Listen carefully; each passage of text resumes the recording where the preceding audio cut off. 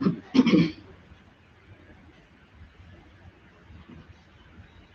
हम सभी बाबा की याद में बैठे।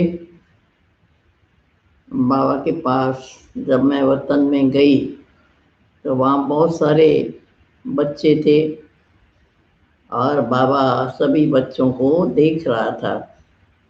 बाबा ने कहा कि देखो, जब तुम याद में बैठते हो तो दो बातें बाबा ने सुनाई। बाबा ने कहा एक बिंदु और एक सिंधु, बस ये दो शब्द याद करो। कहा कि बच्चों को याद बड़ी मुश्किल लगती है, क्योंकि बाबा ने कहा विस्तार में बहुत चले जाते हैं, परंतु विस्तार का सार क्या है? एक बिंदु और दूसरा सिंधु। कहा तुम हो बिंदु, मैं हूँ सिंधु। बस मैं भी बिंदु हूँ, परंतु बिंदु के साथ मैं सिंधु हूँ।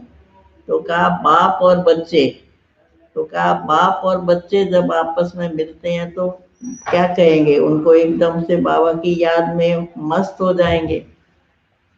तो कहा बिंदु और सिंधु, ये दो शब्द ही सिर्फ याद करो तो तुम्हारा कनेक्शन हो जाएगा और तुम्हारा योग लग जाएगा, तो मुश्किल का अनुभव नहीं होगा। उसके बाद हमने बाबा को भोग स्वीकार कराया, सबकी तरफ से याद प्यार दिया। बाबा ने बहुत प्यार से भोग को स्वीकार किया और सभी बच्चों के लिए याद प्यार दिया। फिर बाबा ने सुनाया कि देखो, बच्चे बैठे हैं, लेकिन बच्चों में तीन प्रकार के बच्चे हैं। एक है कामना वाले, दूसरे हैं भावना वाले, और तीसरे हैं सामना करने वाले। तो आप बैठे सभी हैं, लेकिन बाबा ने कहा कि तीनों में अंतर क्या है? बाबा ने कहा कौन सी कामना है?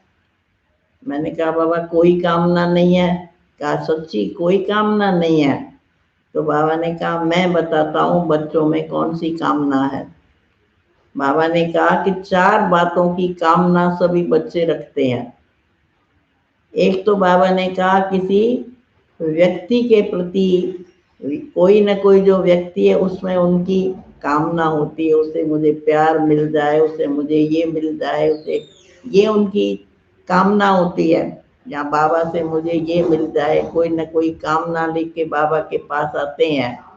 तो कहा किसी भी वस्तु की, किसी भी व्यक्ति की।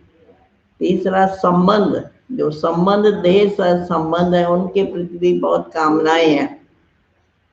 और चौथा जो है, जो सेवा करते हैं, उस सेवा में भी कामना रखते हैं कि मेरा नाम होना चाहिए, मेरा मान होना चाहिए, मैं आगे बढ़ूं। तो कहा ये भी तो कामना है ना। तो कहा कि कामना, भावना और सामना। कहा तुमको हर चीज की भावना भी होनी चाहिए, परंतु कौन सी? शुभ भावना। कामना भी होनी चाहिए, परंतु शुभ कामना। और सामना किससे करना है? बाबा ने कहा जब भी तुम्हारे सामने कोई विघ्न आता है, परीक्षा आती है, माया आती है, उसे सामना करो। कहा सामना क्यों नहीं कर सकते हो? क्योंकि तुम्हारे में अभी तक कामनाएं हैं। तो बाबा ने कहा जब अभी तक अपनी इन कामनाओं को, कहा विनाशी कामनाओं को नहीं छोड़ेंगे, शुभ कामना, हर एक के प्रति शुभ कामना रखेंगे, तो सामना करना तुम्हारे लिए सहज हो जाएगा। ये बाबा ने सुनाया। तो बाबा ने कहा कि बच्चे कहते हैं बाबा मुझे कोई कामना नहीं है। लेकिन बाबा ने कहा कामना का मतलब क्या है? इच्छा। किसी भी चीज की अगर तुमको इच्छा है, वो भी तो कामना है ना। कोई चीज मुझे मिल जाए, किसी वस्तु से मुझे कोई चीज मिल जाए। तो बाबा ने कहा कि बच्चों को जो कामना है, किस चीज की है? कामना मतलब इच्छा। तो कहते हैं नहीं बाबा, इच्छा नहीं है, परंतु मुझे अच्छा लगता है। का व्यक्ति अच्छा लगता है, किसी का बोल अच्छा लगता है, किसी का रूप अच्छा लगता है।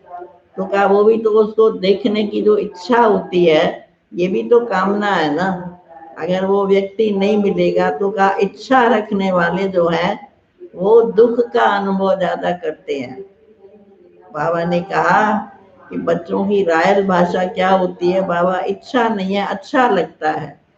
तो बाबा ने कहा इच्छा मात्रम अविद्या तुमको बनना है, ये सदा याद रखो। का अगर अंत में भी कोई तुम्हारी इच्छा रह गई तो फेल हो जाएंगे। तो इसीलिए अभी से ही बाबा ने कहा कि अगर अपने को इच्छा मात्रम अविद्या बनाते जाओ तो अंत में तुम फुल पास होंगे। तो कहा पास होना है कि फेल होना है? हमने कहा नहीं बाबा, पास तो होना है। तो कहा किसी भी चीज में इच्छा अगर रह गई तो अंत में बाबा ने कहा तुमको दुख का अनुभव होगा, सुख का अनुभव नहीं होगा। उसके बाद फिर बाबा ने सभी बच्चों को दिखाया और पूछा क्या पुरुषार्थ कर रहे हो। मैंने कहा पुरुषार्थ तो कर रहे हैं लेकिन नंबरवार है, सबका एक जैसा पुरुषार्थ तो है नहीं, हर एक अपने अपने पुरुषार्थ में लगे हुए हैं। तो कहा पुरुषार्थ में एक तो लक्ष्य कभी नहीं भूलो। कहा लक्ष्य याद रहेगा तो पुरुषार्थ तुम्हारा अच्छा होगा। अगर लक्ष्य भूल गए, लक्ष्य को ढीला कर दिया तो तुम्हारा पुरुषार्थ ढीला हो जाएगा। जितना जितना बाबा ने कहा जिसका लक्ष्य अच्छा होता है उसमें लक्षण आते जाएंगे। अगर लक्ष्य को याद नहीं रखेंगे तो लक्षण भी नहीं आएंगे। तो कहा लक्ष्य रखा है देवता बनने का। जब लक्ष्य है देवता बनने का तो लक्षण भी तो देवता वाले होने चाहिए ना। अगर लक्ष्य तुमने रखा देवता बनने का और लक्षण तुम्हारे देवता वाले नहीं है तो बाबा ने कहा याद करने से और लक्ष्य बोलने से क्या फायदा। जब बाबा ने कहा लक्ष्य को संकल्प में तो रखते हो परंतु तो प्रैक्टिकल जीवन में होना चाहिए, ये बाबा ने सुनाया। तो इसलिए लक्ष्य को सदा याद रखो। यानी बाबा ने कहा अब तुम्हारी जो वर्तमान समय पर पुरुषार्थ होना चाहिए। अब बाबा ने कहा कि अब तुम बच्चों का पुरुषार्थ क्या है, अंत का पुरुषार्थ है, लास्ट का पुरुषार्थ है, जिसमें दो तीन बातें बाबा ने सुनाई। एक इच्छा मात्र विद्या बनो, दूसरा नष्टो मोहा बनो। का अभी तक बच्चों का कहीं ना कहीं मोह नहीं है परंतु लगाव है, झुकाव है। बाबा ने कहा वैसा मोह नहीं होगा, कहेंगे नहीं नहीं मेरे में तो मोह नहीं है। लेकिन अगर किसी भी चीज में लगाव है, झुकाव है, वो भी तो मोह है ना, अटैचमेंट है ना। तो कहा जितना जितना इससे दूर होते जाएंगे तो कहा वो है तुम्हारी तैयारी। देह से भी बाबा ने कहा तुम्हारा मोह नहीं होना चाहिए। तो इसलिए बाबा ने कहा अभी अंतिम लास्ट में जाने की जो तुमको तैयारी करनी है, इच्छा मात्र में विद्या बनो, अशरीरी बनो, तीसरा बाबा ने कहा नष्टो मोहा बनो, और चौथी बात बाबा ने सुनाया न्यारे होते जाओ। कहा करो सब कुछ। ग्रस्त में रहते हो तो कहा तुम बच्चे ग्रस्त में रहते हो, अपने को गृहस्थी भी नहीं समझो। अब क्या समझो, अब लास्ट स्टेज है तुम्हारी सन्यास की, तुम बेहद के सन्यासी हो। सन्यास के में क्या होता है, सन्यास का मतलब जहाँ त्याग भी है तब तपस्या भी है। वो सन्यासी हद के सन्यासी, तुम बेहद के सन्यासी।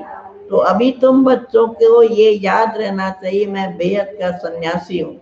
इसलिए जितनी त्याग तपस्या होगी उतनी बाबा ने कहा तुम्हारी उन्नति होगी। त्याग तपस्या में अगर कमी है तो बाबा ने कहा नाम मात्र तो कहते हो हम सन्यासी है।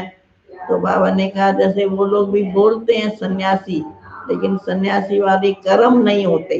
तो तुम बेहद के सन्यासी हो, इसलिए तुम्हारी त्याग और तपस्या बाबा ने कहा प्रैक्टिकल जीवन से दिखनी चाहिए।